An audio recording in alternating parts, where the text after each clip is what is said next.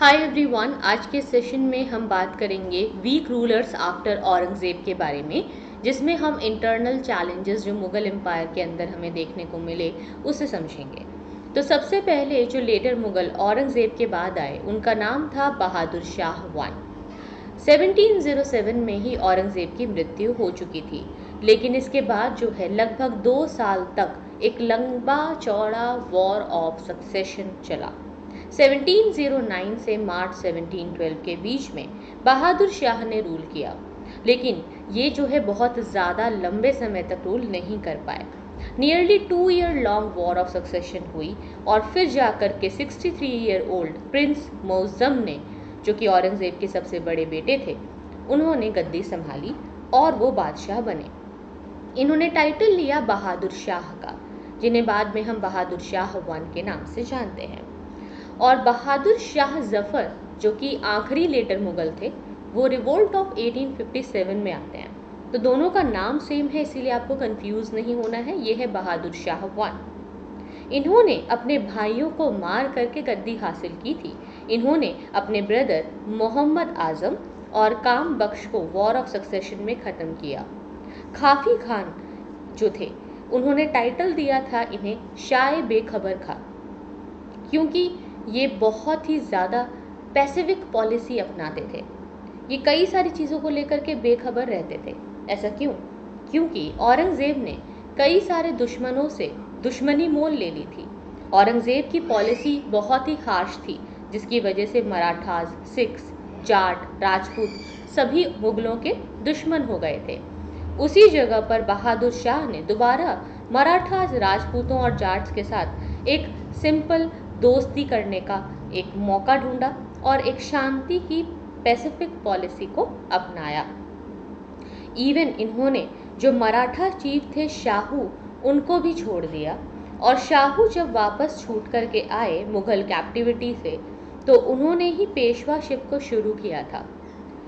इस बीच में जो राजपूत चीफ थे, उन्हें भी कंफर्म किया गया कि उनके जो रिस्पेक्टिव स्टेट्स हैं वो बने रहेंगे और राजपूत अंडर द मुगल्स अपने अपने एरियाज़ में रूल कर सकते हैं। हालांकि सिख लीडर बंदा बहादुर ने अटैक किया था मुस्लिमों पर पंजाब में, जिसके कारण सिखों से इनकी अच्छी दोस्ती नहीं हो पाई। इसीलिए एम्परर को बंदा बहादुर के खिलाफ उनके खिलाफ एक्शन लेना पड़ा। फिर बहादुर शाह वन की मृत्यु फरवरी में 1712 में हो गई और उसके बाद अगले लेटर मुगल आए, जो कि और भी ज़्यादा कमज़ोर थे। उनका नाम था जहंदर शाह। जहंदर शाह जो हैं, ये जुल्फ़िकार खान के हेल्प से जो है आगे बढ़े थे और राजा बने। बेसिकली जुल्फ़िकार खान इनके प्राइम मिनिस्टर थे और इन्होंने एक इजारा सिस्टम शुरू किया था। इजारा सिस्टम के अंदर जो किसानों को, मान लो कि एक किसान है, उसके पास एक लैंड है, लेकिन वो अपनी ज़मीन पर खेती नहीं कर पा रहा है, चाहे वो किसी भी कारण से हो, तो वो अपनी ज़मीन को रेंट पर दे सकता है और रेंट पर उस ज़मीन पर खेती करवा सकता है। इसी को इजारा सिस्टम कहते हैं। इससे फाइनेंशियल कंडीशंस इम्प्रूव हुई, लेकिन बहुत ज़्यादा इम्प्रूव नहीं हुई। जहंदर शाह ने जजिया टैक्स को भी अबॉलिश कर दिया था, जो कि नॉन मुस्लिम्स के ऊपर लगाया जाता है। कि जैसे अगर कोई हिंदू है तो उसे यही कहा जाता था कि या तो तुम मुस्लिम बन जाओ या फिर जजिया टैक्स दो। औरंगज़ेब ने जजिया टैक्स को दोबारा से लगा दिया था, इसीलिए जहंदर शाह ने इसे अबॉलिश कर दिया। इसके बाद अगले राजा बने फारूक सियार। फारूक सियार बहुत इंपॉर्टेंट है क्योंकि इनके बारे में हमने एक फरमान भी पढ़ा था, जो अंग्रेज़ों को मैग्ना कार्टा दे देते हैं और अंग्रेज़ों को बहुत सारे ट्रेडिंग राइट्स दे देते हैं बंगाल और सूरत में। 1713 से 19 के बीच में फारूक सियार ने रूल किया। इन्होंने जहंदर शाह को मार डाला और खुद एम्परर बने। जहंदर शाह को मारने में इन्होंने सैयद ब्रदर्स की मदद ली थी। सैयद ब्रदर्स थे अब्दुल्ला खान और हुसैन अली। ये दो बहुत इंपॉर्टेंट नोबल्स थे जो अपने आप को किंग मेकर समझते थे।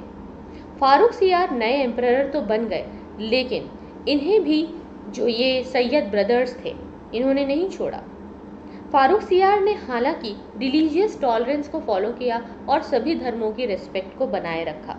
इन्होंने भी जजिया टैक्स अबॉलिश किया था, पिलग्रिमेज टैक्स भी अबॉलिश किया था, जो कि दार्शनिक स्थलों पर लगाया जाता है। 1717 में इन्होंने ब्रिटिशर्स को फरमान दिया था। फारुखसियार का ये फरमान मैग्ना कार्टा माना जाता है। 1719 में सैयद ब्रदर्स ने पेशवा बालाजी विश्वनाथ की हेल्प से फारुखसियार को ही गद्दी से हटा दिया। तो वो फारुखसियार जो खुद सैयद ब्रदर्स की वजह से राजा बना, वो सैयद ब्रदर्स की वजह से ही हार गया, क्योंकि उसे अंधा करके मार दिया गया था। इसके बाद ये पहली बार देखने को मिलता है जब मुगल हिस्ट्री में मुगल राजा को खुद उनके नोबल्स ने ही मार डाला है।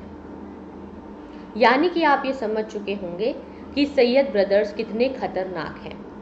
सैयद ब्रदर्स जो हैं ये बहुत ही ज़्यादा खतरनाक थे और इन्होंने ही इंटरनल चैलेंज को और ज़्यादा बढ़ाया। इसके बाद रफ़ी उद दराजत जो है अगले रूलर बने, लेकिन इन्होंने सबसे कम समय के लिए रूल किया, जो कि 28 फरवरी को रूलर बने और 4 जून को ही ये गद्दी से हट गए। इसके बाद रफ़ी उद दौला सैयद ब्रदर्स की अगली जो है वो चॉइस थे, क्योंकि ये हमेशा लग्जरी में, भोग विलास में और नशे में डूबे रहते थे। तो जून 6 से सितंबर 1719 में इन्होंने रूल किया। तो सैयद ब्रदर्स ने ही रफ़ी उद दौला को राजा बनाया था और इन्हें टाइटल दिया था शाहजहां सेकंड का। सोचा था कि ये शाहजहां जैसे ही काम करेंगे, लेकिन ऐसा कुछ हुआ नहीं, क्योंकि ये ओपियम एडिक्ट निकले। ये हमेशा नशे में रहते थे, अफीम का बहुत ही ज़्यादा सेवन करते थे। रफ़ी उद दौला की मृत्यु के बाद मोहम्मद शाह अगले राजा बने 1719 से 48 के बीच में। इसके बाद जो है सैयद ब्रदर्स ने सोचा अब मोहम्मद शाह ही चीज़ों को संभाल सकते हैं। एक्चुअली रोशन अख्तर ही जो है इनका नाम था और मोहम्मद शाह जो है ये हिस्ट्री में इस नाम से जाने जाते हैं, रोशन अख्तर मोहम्मद शाह के नाम से। और क्योंकि ये बहुत ही लग्जीरियस लाइफस्टाइल जीते थे, इसीलिए इन्हें रंगीला का टाइटल दिया गया था। सो इनको हम मोहम्मद शाह रंगीला के नाम से भी जानते हैं। हालांकि मोहम्मद शाह एक बात समझ चुके थे कि सैयद ब्रदर्स ने ही उनके परदादा को मरवाया था और ऐसा हो सकता है कि मोहम्मद शाह को भी मरवा दिया जाए। इसीलिए मोहम्मद शाह ने अपने एक बहुत ही समझदार जनरल की हेल्प ली, जिसका नाम था निज़ामुल मुल्क। निज़ामुल मुल्क की मदद से मोहम्मद शाह ने ही सैयद ब्रदर्स को मरवा दिया इन 1724। इसके बाद निज़ामुल मुल्क ने मोहम्मद शाह को कहा कि वो अलग से हट करके अपना इंडिपेंडेंट स्टेट हैदराबाद बनाना चाहते हैं, जिसकी इजाज़त इन्हें मिल जाती है। इसके बाद 1724 में निज़ामुल मुल्क ने वज़ीर बन करके मोहम्मद शाह के लिए काम किया और फिर इंडिपेंडेंट स्टेट ऑफ हैदराबाद शुरू किया।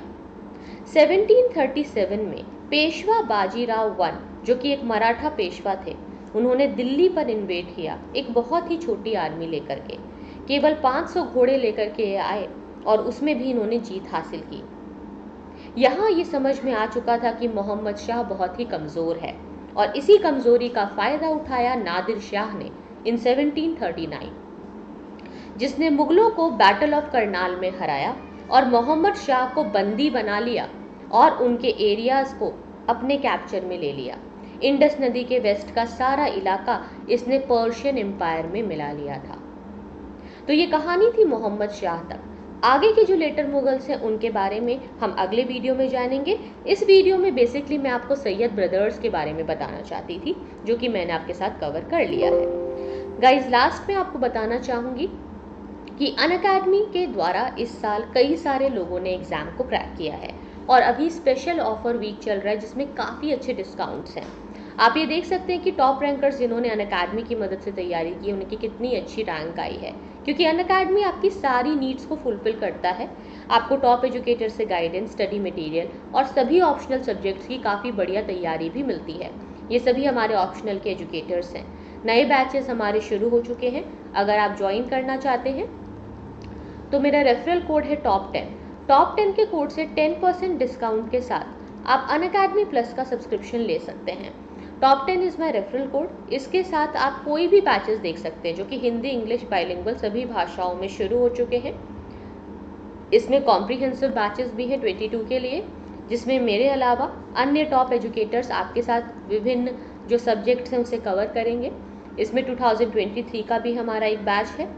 इसमें भी मैं आपके साथ जो है आर्ट एंड कल्चर कवर कर रही हूँ, और मेरे अलावा आप देख सकते हैं अन्य टॉप एजुकेटर्स भी हैं जो कि चीज़ों को कवर कर रहे हैं। एनसीईआरटी हिस्ट्री और आर्ट एंड कल्चर इसमें मैं खुद पढ़ा रही हूँ। इसके अलावा आपको बताना चाहूँगी कि अनअकैडमी डेली ही एक फ्री टेस्ट सीरीज़ कर रहा है यूपीएससी सीएससी के लिए। इसमें एक अभियान करके एक डेली स्टैटिक क्विज होता है जो हर दिन 10 बजे होता है, और इसमें Hindi and English languages available हैं। देन डेली करंट अफेयर का टेस्ट होता है मंडे टू फ्राइडे 7:30 PM, और एक अनअकैडमी कॉम्बैट हर संडे 11 बजे होता है।